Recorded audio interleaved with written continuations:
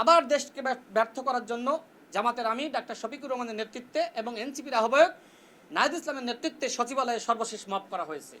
এইটাও আসলে আইন শৃঙ্খলা পরিস্থিতির অবনতি বলা যায় এবং সেই অবনতির দায়কার জামাত ইসলামের।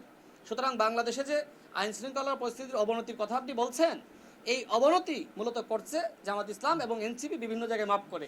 এই যে বিদেশি কূটনীতি, সেই অনুষ্ঠানে আমিও ছিলাম, মন্ত্রীরা ছিলেন, অন্যান্য গুরুত্বপূর্ণ ব্যক্তিরা ছিলেন, সেখানেও যে এনসিপি মাপ করলো, জামাত ইসলাম মাপ করলো, এর মধ্য দিয়ে প্রমাণিত হলো যে আন্তর্জাতিকভাবে স্বীকৃত মাপ সংগঠন হলো জামাত ইসলাম শিবির, এবং এই মুহূর্তে তাদের ফাঁদে পা দিয়েছে এনসিপি এবং এই এনসিপি ছাত্র সংগঠন।